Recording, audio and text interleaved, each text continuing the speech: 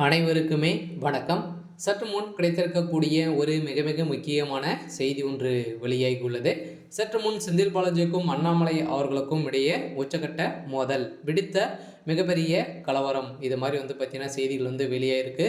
இன்று காலையிலிருந்து பார்த்தீங்கன்னா செந்தில் பாலாஜி அவர்கள் தரப்புக்கும் அண்ணாமலை பாஜகவும் இடையே பார்த்தீங்கன்னா அங்கு கரூரில் நடக்கக்கூடிய ஒரு மிகப்பெரிய சம்பவங்களாக மிகப்பெரிய கலவரங்கள் நடைபெற்று வரும் நிலையில் பார்த்தீங்கன்னா இப்போ செந்தில் பாலாஜி அவர்களுக்கு விழுந்த அடியால் பார்த்தீங்கன்னா திமுகவே ஒட்டுமொத்தமாக சேர்ந்து இப்போ பாஜகவினரை தாக்கப்பட்ட சம்பவம் தான் பெரும் அதிர்ச்சியை ஏற்படுத்தியிருக்கு.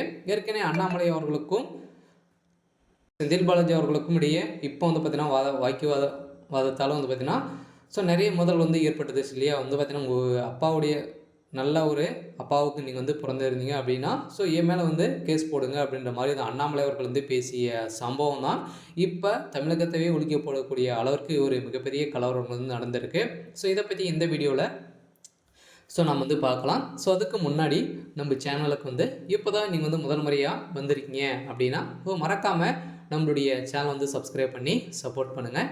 வாங்க வீடியோக்குள்ளே போகலாம். பார்த்தீங்கன்னா செந்தில் பாலாஜி அவர்களுக்கும் அண்ணாமலை அவர்களுக்கும் இப்போ உச்சக்கட்ட மோதல் நடைபெற்ற ஒரு நிலையில் தான் பார்த்தீங்கன்னா ஏற்கனவே செந்தில் பாலாஜி அவர்களும் சபரீசன் அவர்களும் பார்த்தீங்கன்னா நீங்கள் அதானியை சந்திக்கவில்லை அப்படின்னு சத்தியம் பண்ணி சொல்லுங்கள் அப்படின்ற மாதிரி சொல்லி வந்த நிலையில் தான் பார்த்தீங்கன்னா செந்தில் பாலாஜி அவர்கள் நாங்கள் எந்த ஒரு அதானியும் சந்திக்கவில்லை அப்படின்ற மாதிரி சொல்லிய சம்பவத்தில் தான் பார்த்தீங்கன்னா இப்போ ஆதாரத்தோடு பேசிய அண்ணாமலை அவர்கள் தான் இப்போ அவருக்கு கோபம் சரியான உங்களுடைய அப்பா அம்மாவுக்கு இருந்தால் நீங்கள் பார்த்தீங்கன்னா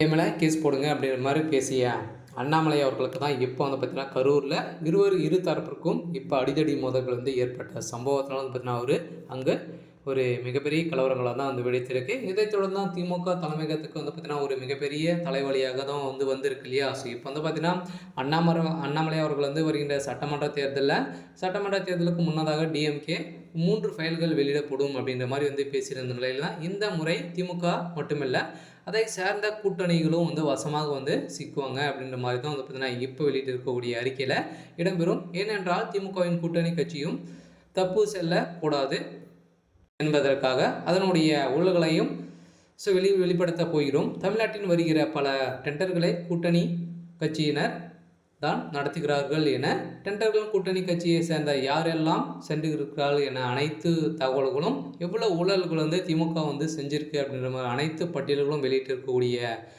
நிலை தான் இப்போ கூடிய விரைவில் இதில் டெண்டரில் எடுக்கக்கூடிய அனைத்து அமைச்சர்களும் சிக்கிய சம்பவம் தான் பார்த்திங்கன்னா அவங்க செய்யக்கூடிய ஊழல்கள் அனைத்துமே செந்தில் பாலாஜி அவர்களுக்கு சென்றிருக்கக்கூடிய பணத்தால் இப்போ அவருடைய நிலைமையே மாறப்போகுது. இப்போ நிறைய டெண்டர் விட்டுருக்கா இல்லையா. கரண்ட் விஷயத்தில் பார்த்திங்கன்னா நிறைய டெண்டர்கள் விட்டிய சம்பவத்தினால்தான் இப்போ அண்ணாமலை அவர்களை கலெக்ட் பண்ணிய அனைத்து ஆதாரங்களும் வெளியிட போகிறதாக சொல்லியிருக்கும் நிலையில் தான் இப்போ அவங்க இருவருக்குமே நிறைய மோதல்கள் ஏற்பட்டிருக்கு.